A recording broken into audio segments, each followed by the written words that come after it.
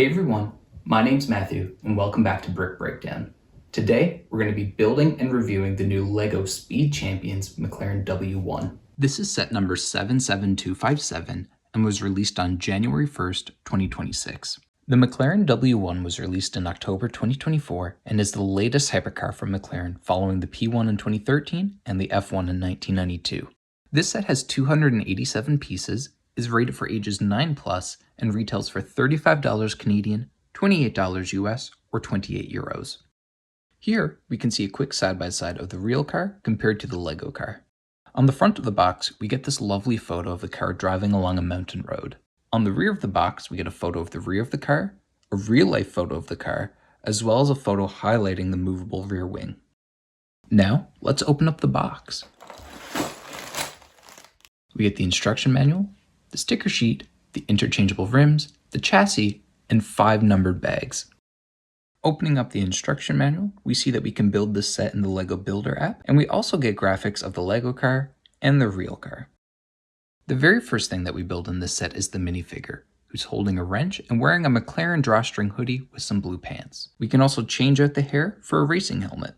I also love the detail of the exact minifigure as the progress marker in the instruction booklet. So let's start by building bag 1. And we first come across this see-through blue piece, which as you'll see in this video, there's a lot of really great color that gets buried underneath in this build that we never see again. We then use these shield elements to build what becomes the rear diffuser.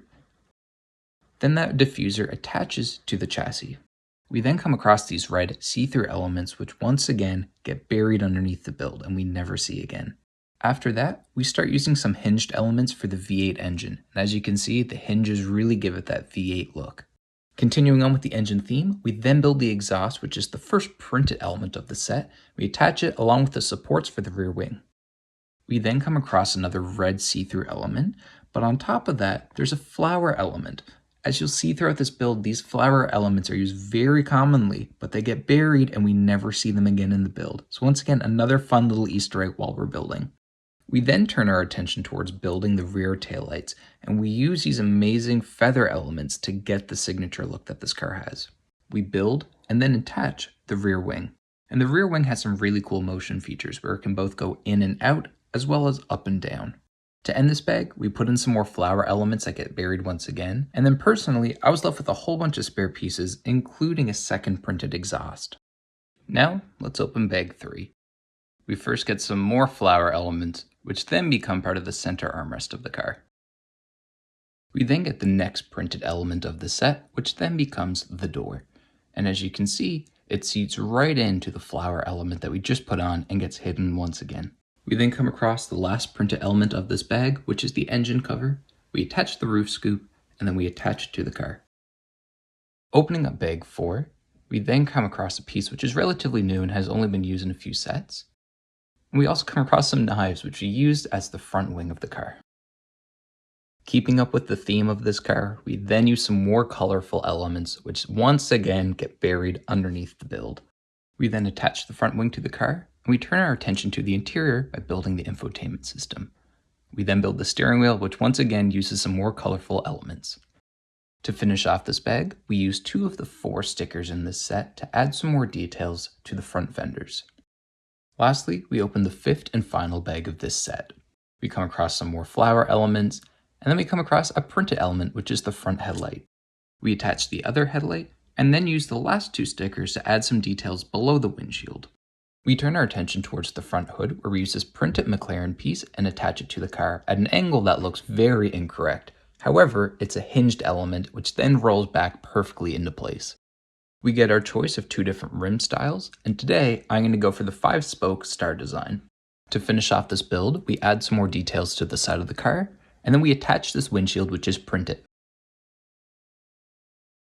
And just like that, this build is done.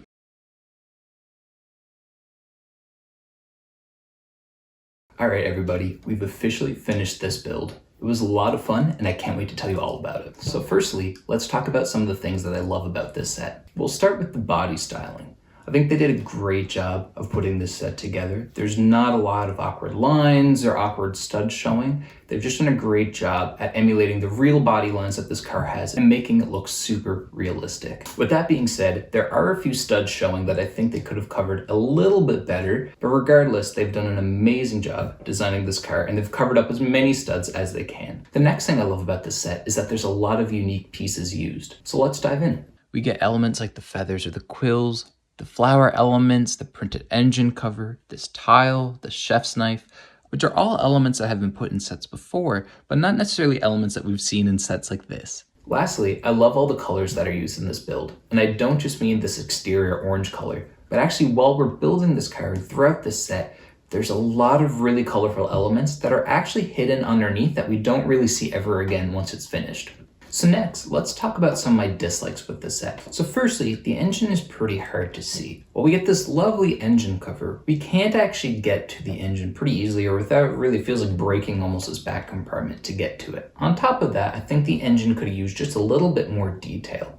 While I am truly thankful to get an engine because it's not something that we often get in these types of sets, but the way that it's built, it has 4 studs on the engine block, which almost gives it a look of a V4 engine rather than the V8 that this type of car comes with. So maybe even using some printed elements or other bits, they could have made that engine just that slightest bit more detailed. Alright everybody, I hope you enjoyed this review. If you did, give this video a like, comment down below what you thought, and most importantly, if you enjoyed it, please subscribe. Thank you for watching Brick Breakdown. I'll see you next time.